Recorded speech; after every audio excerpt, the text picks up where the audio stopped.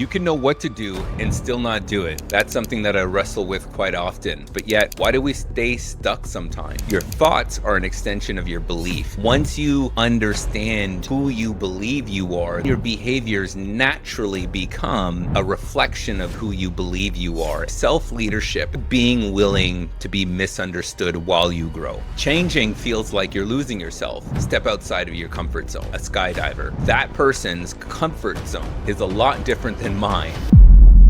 Have you ever noticed this about yourself? You can know exactly what to do and still not do it. You can read the books, listen to the podcasts, hear great advice, and still feel like something inside you hasn't fully shifted yet. So the question becomes, why? Why is there sometimes a gap between the person we are and the person we say we want to become? That's what I want to explore here today.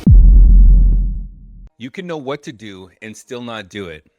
Now, does that sound familiar in any way? Because I know for me, that's something that I wrestle with quite often. I could read all the books, listen to all the podcasts. There's advice everywhere. It's literally at my fingertips. It's at all our fingertips. But yet, why do we stay stuck sometimes? Why is there this friction between where we are and where we want to be?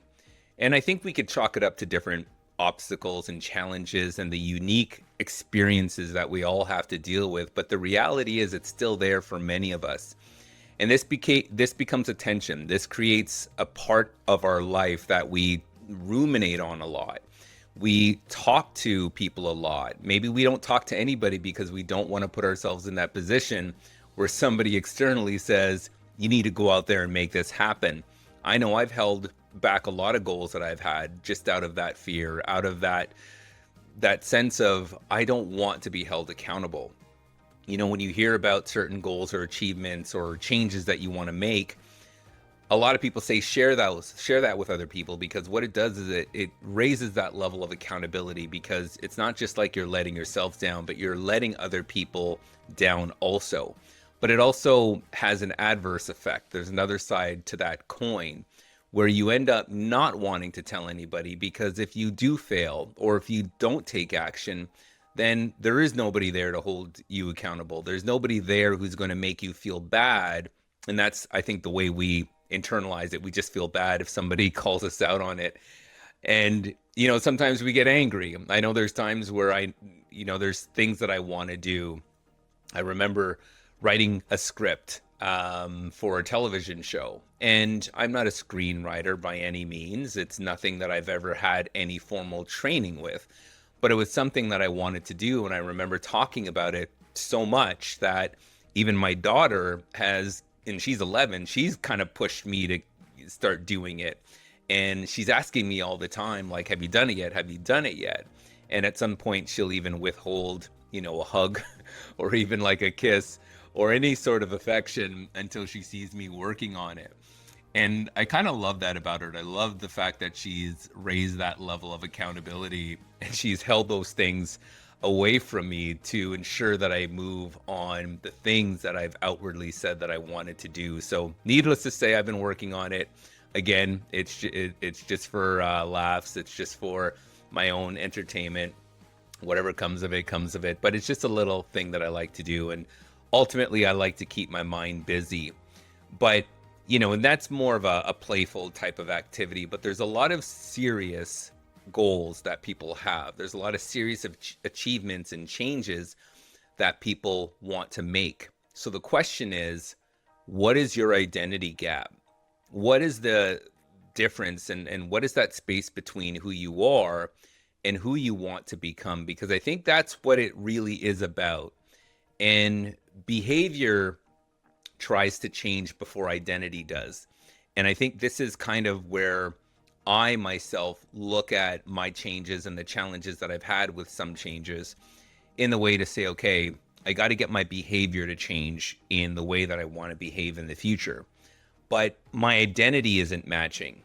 And I think it's a difference between what you behave like versus what you believe you are. Anyone can put on a show, let's say, so to speak. I'm just going to use that term. Anybody could put on a show and behave a certain way. And I think your behavior, faking it till you make it, I think I understand the essence of it and I understand why people say it. And it's like continue to practice these behaviors until you become it. That's one way of doing it, but you could continue and let me know if you've ever been in this situation where you've continued to practice a behavior overly often, but you never became that person ultimately. And I think it's because your behavior is one part of it. Your behavior is an extension of your thoughts. Your thoughts are an extension of your belief. It really starts in that core nucleus right there. What is your belief? Who do you believe you are? Once you understand who you believe you are, then you start to think that way. Then your behaviors naturally become a reflection of who you believe you are, and that starts to form your identity. So I think a lot of the times we skip that process. We skip that process of understanding who do we actually believe we are, and then we automatically just jump into the behavior. We automatically assume that if we just act this way, then we will be seen, or we will ourselves will believe we are this identity. You don't want better habits. You want to become someone who naturally lives them. And that means your beliefs are going to spawn that natural lived experience of who your identity is meant to be. So the question is, why does that gap exist?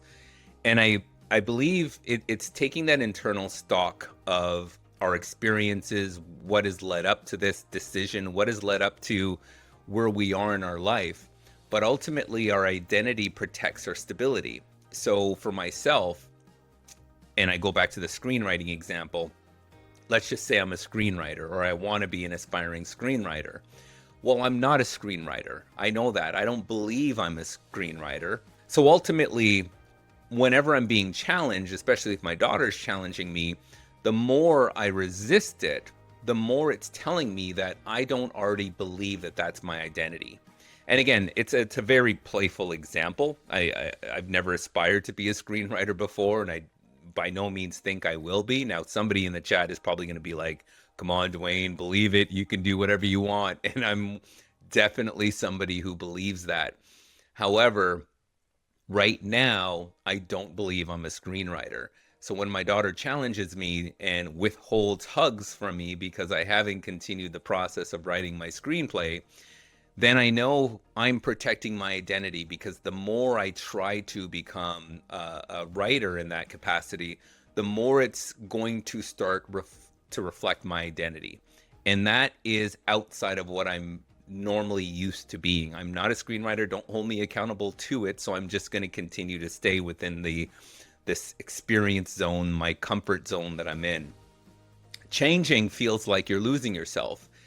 I think that's another reason why people in some cases struggle with creating that change and that new identity, is because you feel like you're losing yourself.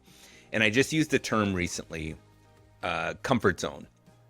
And I want to talk about that because I firmly believe the comfort zone is a very important place. And I don't believe you ever leave it. So there's these sayings that you hear a lot of the time. You hear the adage that says, step outside of your comfort zone. I've always, and again, maybe it's just my own personality, but I've always had a hard time understanding what that means when I illustrate it in my mind. Because when I think about, let's say, somebody like a skydiver, that person's comfort zone is a lot different than mine. I've never jumped out of a plane before. I actually had an opportunity many, many years ago. And when my friends came by to pick me up to actually go, I backed out. And I don't know why, but I just backed out. I just got nervous. I got scared. I'm like, no, I'm not going to do it. Although I've always wanted to do it. Now, for somebody who does that for a living and who does the tandem jumps with people who are looking to have that experience, for them, that is their comfort zone. They've just expanded it by bringing in this activity that to now is just status quo. It's a part of their DNA. So I never look at stepping outside of your comfort zone as something that made sense to me.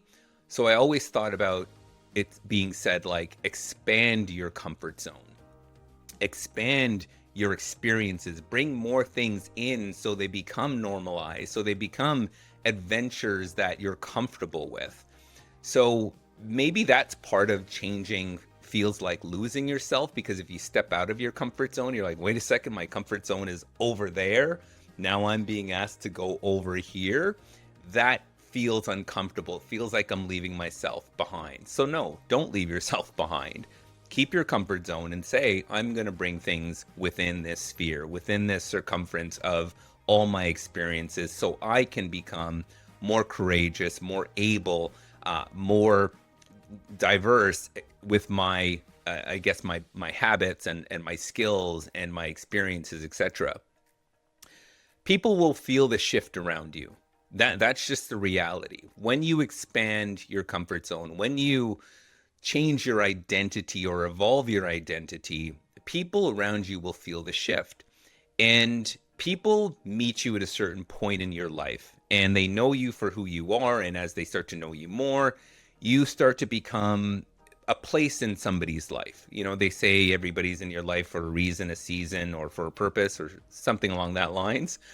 Well, if you shift, if you make that shift, if you expand your comfort zone, if you change into the identity that you want to be, people around you will shift. And maybe that's part of the fear, is that you show up a certain way for people, and you don't want to change the way you show up, or you feel like you'd be letting them down, or you feel like they won't appreciate that new change.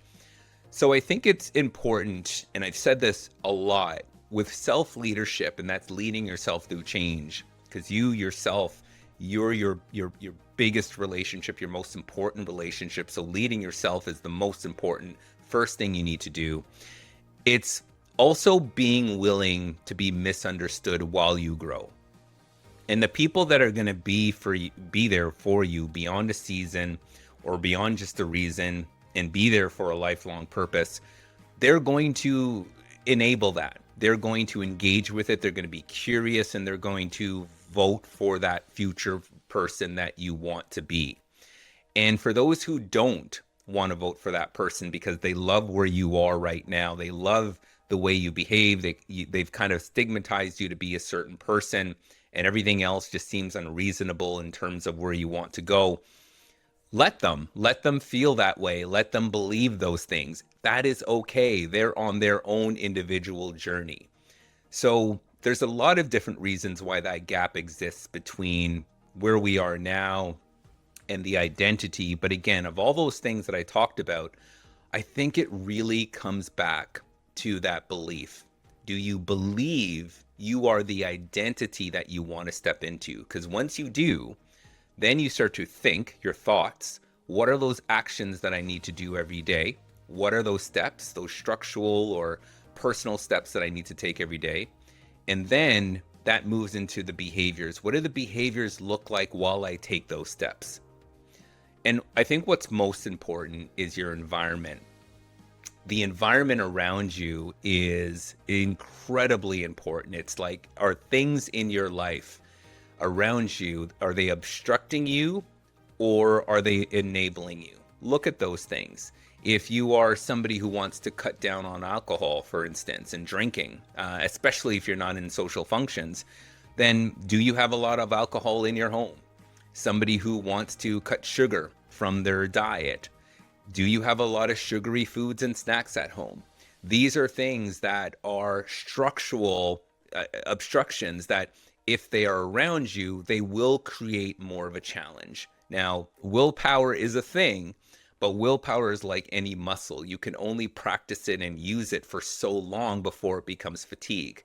So that's why the structural ability or non-ability of having things around you will make whatever change you're looking to achieve that much easier. One thing I would like to reference is this incredible book on change that I read. It's called Switch by Chip and Ed Heath. And the analogy that comes out of it that is always stuck in my head is the elephant and the rider. So the elephant is your emotion, and the rider, being the individual yourself, you're the logic. So when you think about yourself standing in front of an elephant, if you wanted to get that elephant to move, what could you potentially do? Logically, there's nothing physically that any human can do to push an elephant or to make an elephant go in a direction if it doesn't want to move. It's just too massive. So if you think about your emotion, emotion really needs to be aligned with your logic, and there needs to be an environment where both of them want to move in the same direction. Because logically, you could get on top of that elephant and say, let's go in that direction. And the elephant will be like, meh, what's in it for me? Why am I going to go? So it's creating an environment where that elephant wants to move forward, where it feels safe, where it feels as though there is something in that direction. And that's where your emotion comes in. And that's why emotion is so powerful when it comes to change. The point of the matter is emotion is this big elephant that will control the direction you go. So it's important to really configure in an environment within that gap between who you are and where you want to be, and say to yourself, okay, if you know emotionally you'll feel great here, if I was to step into the future, this is where I would feel and this is how I would feel, then you need to become that person by creating the environment to sustain the everyday actions and behaviors that you'll need to achieve that. So when you think about this showing up in life, in leadership and leading yourself, who do you need to become to reach that goal? If you think about your health, for instance, wanting discipline but not seeing yourself that way, envision yourself that way. Relationships, you may be outgrowing certain dynamics. When you think about your career, you could be loyal to an old version of yourself because it got you to this point. But what's most important is that you recognize that your evolution is still loyalty to you. Your evolution is still who you are, but you're expanding yourself. You're evolving yourself to become that next chapter, to become that next person who is going to be another chapter in your life. It's still you. Your book of life starts the day you were born and will continue to go until you're no longer on this planet. So what are you going to write in the pages of your life, of your book? Because it's yours. Change can happen. Change can happen based on how you see yourself. That identity gap is nothing more than an opportunity to fill in the blanks. What are the steps that I need to do, one foot in front of the other, to become that person who ultimately I know I can be? Change really happens through self-leadership. Self-leadership happens through your belief and understanding of who you are and where you want to be. So no matter where you are on that journey, I'm committing on this channel on What Changed to really help people navigate through that change, through different areas of your life, through different perspectives, through different experiences, real stories. Because what's most important is you hear the stories, not just from myself, but from the guests that I have on that can talk from a real place of change. Not frameworks, not that end result, but the things that they did behind the scenes, the things that they did to get to this place. That's where we uncover where we need to be with our day-to-day actions and behaviors. That's what I'm committing to on What Changed. I'm Dwayne Smith. Thank you for being here.